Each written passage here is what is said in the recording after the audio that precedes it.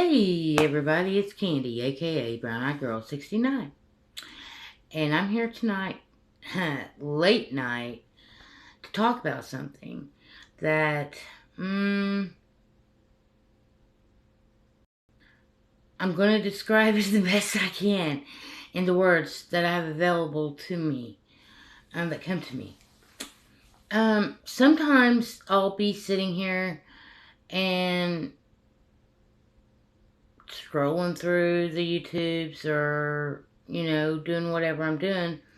An informational kind of like a video or something like that. And sometimes I'll look at it and think, oh yeah, sure, I'll watch that, or no, I'll save it for later, or sometimes I don't ever get around to it. Anyway, there was a video that popped up on my home screen that I watched, and it's basically talking about spiritual signs of awakening, things that are happening, symptoms, etc., that are happening as we approach this eclipse that's coming up on April 8th. And that everybody's talking about. It's the rage. If you haven't heard about it, well, maybe you should go look it up. I don't know, but I'm pretty sure everybody's heard about it. Anyways, some of the things that this person said in their video really made sense to me. I really, resonated with it and all, And then it started, some of the things they said, I didn't think about writing it down. It just kind of ingrained in my brain for a minute, And then it got me to thinking, it got the wheels to turning, and I started thinking about my own life and my own past experiences.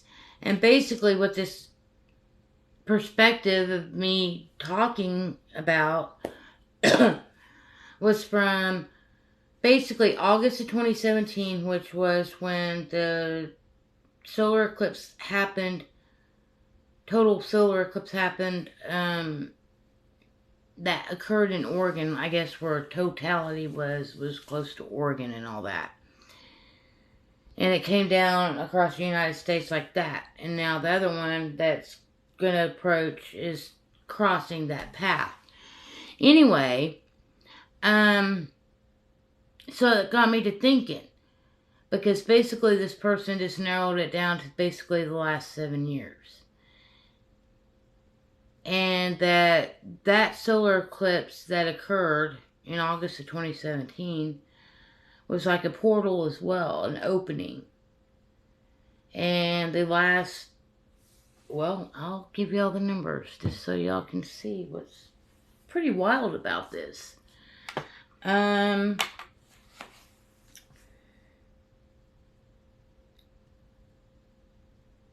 From August of 2017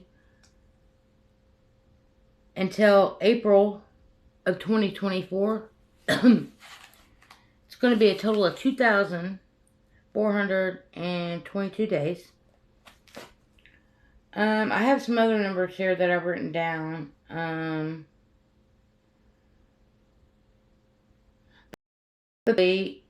was in Oklahoma in August of 2017. By September of 2017, I was back in Oregon. Me and Daryl. Well, in January 2018 is when Daryl passed away. And that was the beginning of my journey by myself.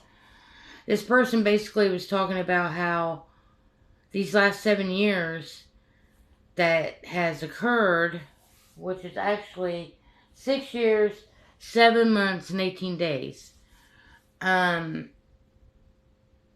have taken place,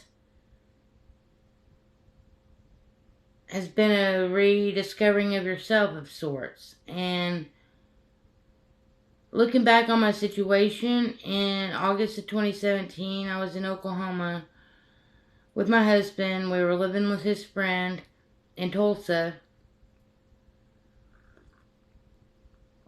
And we tried to get jobs. Nothing was working.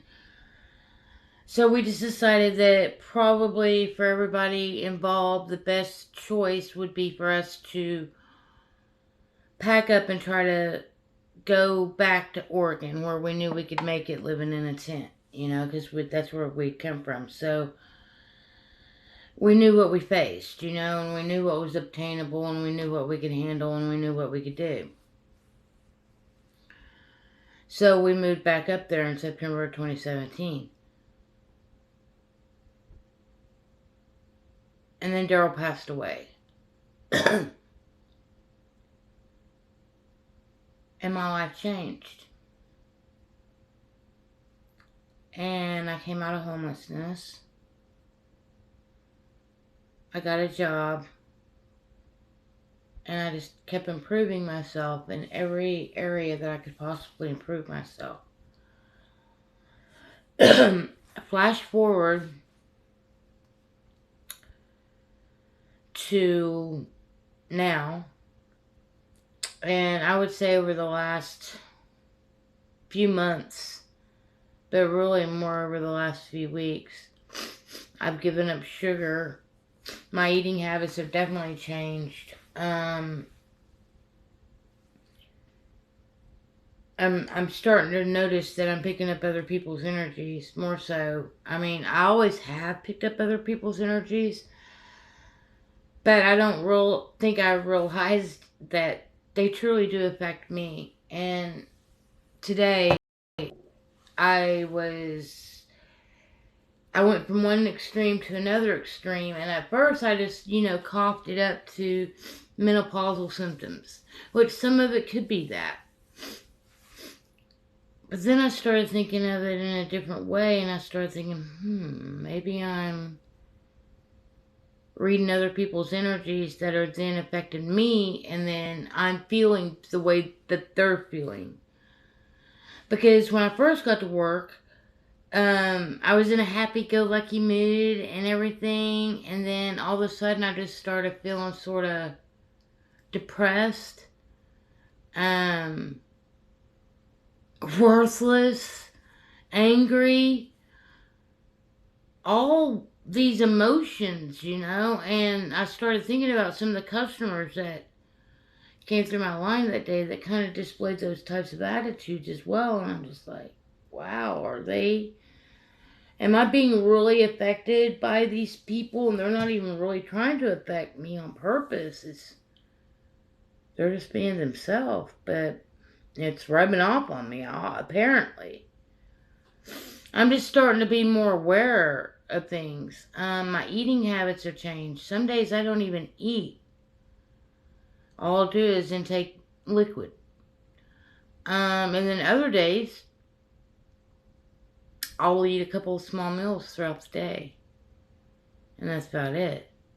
And then there's other days when I just want to eat. And usually in those time frames, those are the days when I'm not eating as well as I should, because I'm just... But then the other days I'm spent purging what I ate, So I think by me resonating with this video, and it's making me dive deeper into myself and get a better understanding. I don't say understanding. It's more of an understanding.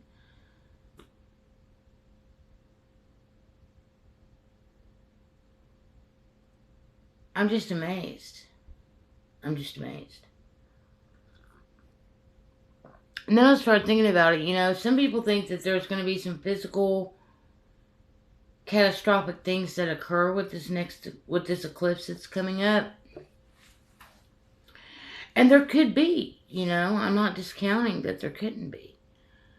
But at the same time, if nothing catastrophic takes place, literally, physically, that's okay. Because I still see it as changes will occur. And,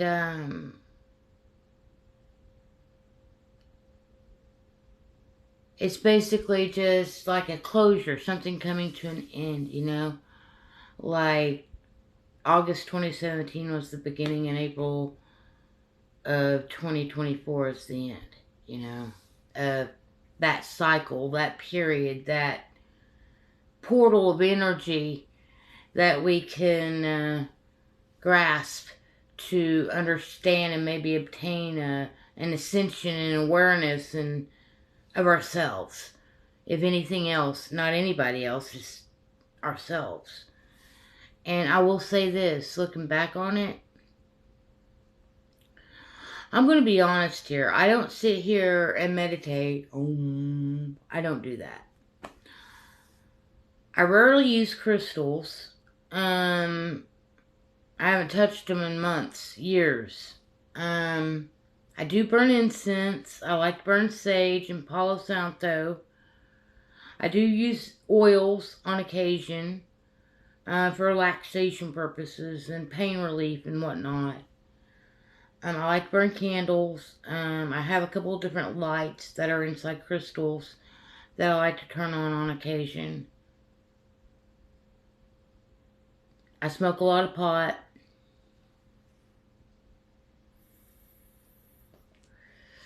And I intake nicotine, which is another habit that I am desperately speaking to myself to get rid of, because I've had this habit. It's something that if there was any one thing I could definitely change about something, some habit that I could give up without having to really suffer from it, it would be my nicotine habit. I can live with or without alcohol. I can live with or without weed. I can live with or without things. But the one thing that I've had the hardest time giving up through all this since the age of 18 was and has been nicotine. So if anything happens, that's the one thing I would like to just be able to wake up one day and not even have a desire for it anymore, And that's the way I think certain things happen, is some days we wake up and we have a desire, and then other days we wake up and that desire is just not there anymore. I've noticed, even though I enjoy smoking weed, cannabis, pot, whatever you want to call it, sometimes I feel like it doesn't do anything for me. And then there's other times when I feel like it does. So, like, when I start feeling like it's not doing anything for me, that's when I realize it's time for me to take a short break from smoking as much. And so I'll lay off of it, Or I'm not sitting here smoking all the time.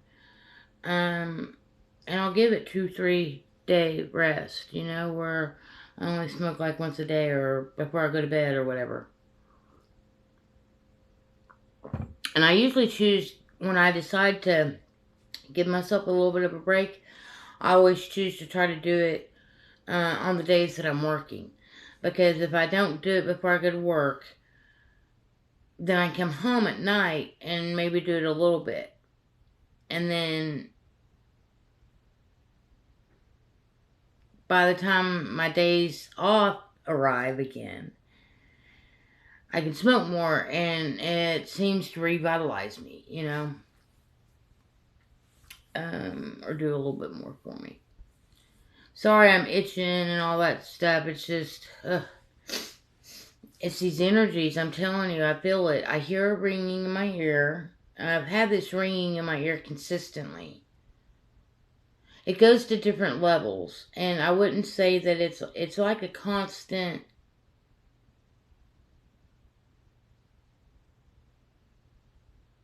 It's a frequency. It's like a high pitch frequency, and it's consistent all the time. I mean, it's consistently there, even though I'm not always paying attention to it. But if I focus on it, I will hear it consistently. But sometimes I just get so busy going throughout my day or whatever that I don't think about it, or focus on it. But it's there. It's consistently there.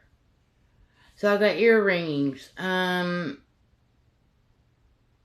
having trouble sleeping at night. which I'm naturally a night owl anyway. Um, but I'm just having a hard time getting to sleep. You know what I'm saying? Um, my energy, I have no energy at all. I have no desire. I feel like sometimes I'm pissed off the world that I live in.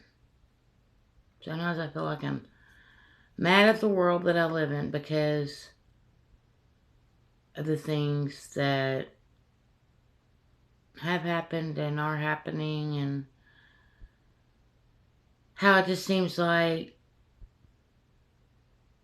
society's just lost its left nut in a lot of ways.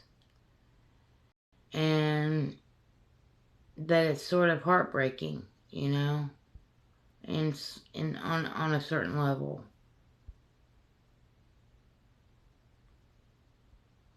Um, I never have been, quote, successful money wise. I've always worked for a corporation. Um, I've always just basically take the basic minimum wage that they were ever going to give me. Most of my jobs have consisted of me just being a cashier in some shape, form, or fashion, working with money or whatever. I've had different opportunities throughout my life to where I could have been in a different place financially or career-wise or whatever, but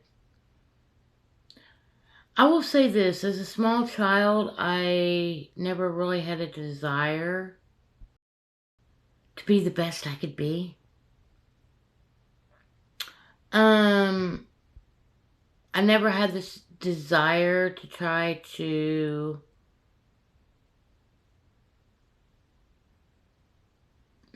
what's the word I'm looking for? I never had this desire to I did want to please my parents, but I wasn't going to go as far as living my life simply to please them, you know?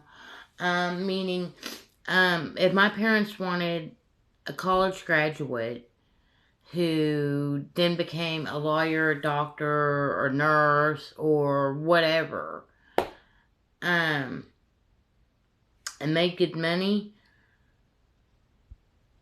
but I did that because that's what they wanted me to do, then I truly wouldn't have ever been happy. So I strive to please my parents to the best of my ability. And I strive to make them proud of me as much as I could make them proud of me.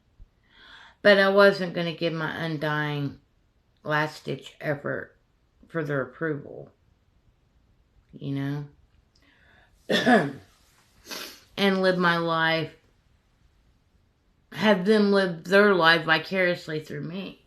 That wasn't going to happen. And it hasn't happened. And my whole life I've always wondered what my passion and purpose is. Well, I guess it's in helping others, but it's not in the glorious jobs, the most glorious jobs that pay me a well-to-do amount of money. And I've also gone through life lessons where I've learned that I can't trust myself in certain areas because every time I have money, I lose control. Every time I have an opportunity presented to me, I usually squander it away. But see, that's the thing. That's myself learning myself. That's what I sit here and do a lot, is I reflect. I look back on things and I try to look at it from a different viewpoint than maybe a month ago. But I don't try to live in that world, but that's just how I try to understand myself and see how far I've come. Because I will say this, almost 7 years ago, back in August of 2017,